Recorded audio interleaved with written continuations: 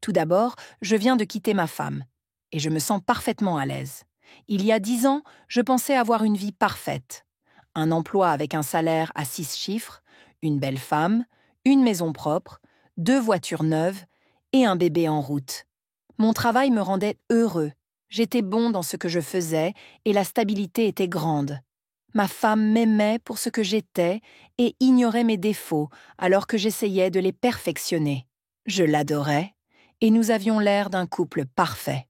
Les gens nous faisaient toujours des compliments et disaient à quel point ils étaient envieux de notre relation. Tout le reste s'est amélioré. J'ai eu des promotions et 3 enfants sont nés. Finalement, nous avons déménagé d'une maison normale à une maison incroyablement belle. Ma femme réussissait très bien dans sa carrière d'optométriste et nous avions des vacances agréables chaque année. Je pensais avoir réussi. Rien ne semblait pouvoir poser problème, mais début 2015, je lui ai acheté une Tesla pour son anniversaire. Elle n'avait pas eu de nouvelle voiture depuis 2008 et je n'arrêtais pas d'en avoir de nouvelles. Alors je l'ai surprise. Elle l'a aimée, elle l'a adorée. Je me souviens avoir passé toute la journée à conduire et à comprendre le fonctionnement de tous les gadgets et icônes. Mais à partir de là, le déclin a été total. Je ne sais pas comment cela a pu déclencher quoi que ce soit, mais au cours des mois suivants, elle est devenue de plus en plus distante. Non seulement de moi, mais aussi de nos enfants, en particulier de ma fille aînée, âgée de 10 ans. Mon aîné s'est senti blessé et a souvent essayé d'entamer des conversations avec sa mère pour la faire parler. Certains jours, cela fonctionnait et elle était agréable. D'autres jours, cela avait l'effet inverse. La première fois que j'ai soupçonné que je n'étais plus l'homme de son choix, c'était en juillet 2013, lorsque j'ai remarqué qu'elle n'allait plus au cours de yoga, alors qu'elle m'avait dit qu'elle y allait. Nous avions le même forfait téléphonique et une partie de ce forfait nous permettait de voir l'emplacement des téléphones de l'autre. Un jour, en consultant régulièrement l'application, j'ai remarqué qu'elle semblait être chez quelqu'un. Elle avait été irrationnellement en colère la veille de sa sortie, mais je ne l'ai pas interrogée à ce sujet lorsqu'elle est rentrée du yoga. Au lieu de cela, j'ai choisi d'observer attentivement où elle allait pendant ses séances de yoga. Elle semblait toujours se retrouver dans la même maison, dans un quartier aisé, probablement un peu plus élevé que le nôtre, un peu au nord de la ville. J'étais sur le point de la confronter lorsque j'ai remarqué qu'elle s'était remise au yoga. Pendant cette période, elle est devenue incroyablement distante et hormonale. Toute ma famille avait remarqué ce comportement depuis plus d'1 an, mais j'en avais assez. Je l'ai fait asseoir et lui ai demandé ce qui se passait. Elle m'a tourné le dos et lorsque je l'ai interrogée sur le yoga, elle m'a accusée de la harceler, de violer sa vie privée et d'être une idiote de première classe. C'est alors que je lui ai demandé « Est-ce que tu me trompes ?» Bien sûr, la réponse était non. Dans les jours qui ont suivi, il y a eu de la méfiance, de la haine et de la colère pure à mon égard. Il était clair qu'elle savait que je l'avais découvert et qu'elle essayait maintenant de jouer la carte de la victime. Elle me disait « Je ne peux pas croire que tu penses cela. » Mais je savais que c'était mieux. Je voyais clair dans tout cela. Lorsqu'elle a finalement admis qu'elle avait vu et couché avec un autre homme, c'est là que j'ai commis mon erreur. Je lui ai pardonné. Elle m'a dit qu'elle m'aimait, qu'elle aimait notre famille, et à ce moment-là, je l'ai cru. Je pensais qu'elle pouvait changer. Je me suis trompée. Nous avons essayé la thérapie de couple. Nous avons essayé les rendez-vous entre adultes. Cela semblait fonctionner. Nous étions heureux et elle s'amusait vraiment. J'avais l'impression d'avoir retrouvé mon ancien moi. J'étais soulagée. Cela m'a permis de consacrer plus de temps à mes enfants et à mon travail, et d'être moins stressée en général. Lors d'un voyage professionnel à San Diego, je vis sur la côte est des États-Unis, mon voyage a été écourté parce que mon collègue est tombé malade, et nos clients ont insisté pour que nous le reprogrammions. C'était un problème, mais nous avons pris le vol suivant et sommes rentrés chez nous. Je ne sais pas pourquoi je ne lui ai pas dit que je rentrais, mais je ne l'ai pas fait. Je voulais peut-être que ce soit une surprise. La seule surprise que j'ai eue en arrivant a été de voir un SUV Ford dans mon garage et de trouver non pas un, mais 2 hommes dans mon lit avec ma femme. Tout cela s'est passé hier. Je le mets enfin par écrit. Ma femme a commencé à raconter n'importe quoi quand c'est arrivé, essayant désespérément d'expliquer, mais je n'ai rien entendu. Je suis sortie de ma chambre, je suis descendue et je me suis servi un verre. J'ai entendu les hommes à l'étage partir, et quand je suis remontée, il y avait ma femme, assise, habillée, avec un sourire triste sur le visage. Elle a commencé à parler, mais je ne l'ai pas laissé faire. Je lui ai dit de s'en aller. Je lui ai dit de sortir de chez moi. Je lui ai dit que j'irais chercher ses affaires avant la fin de la semaine. Elle a essayé de parler des enfants, mais j'en avais fini. Je suis triste, mais pas pour elle. Je suis triste pour mes enfants. Et je suis triste pour toutes les pauvres âmes que je rencontrerai ensuite.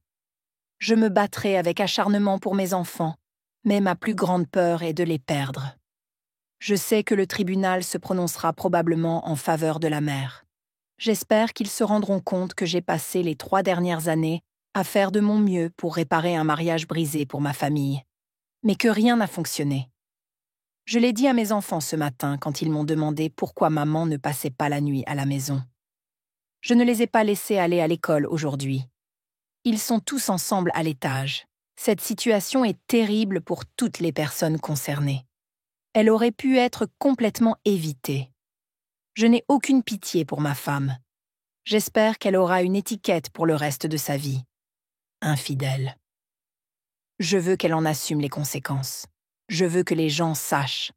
Elle est une optométriste réputée dans notre région.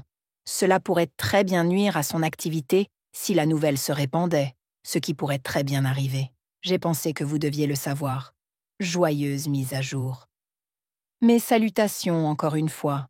Je ne sais pas si vous vous souvenez de moi, mais j'ai posté ici, il y a environ 2 mois, l'histoire de la façon dont j'ai découvert que ma femme me trompait et de ce que cela a entraîné pour notre famille. J'étais incroyablement angoissée. Mais depuis le 13 juillet 2018, notre affaire civile au tribunal est pratiquement terminée.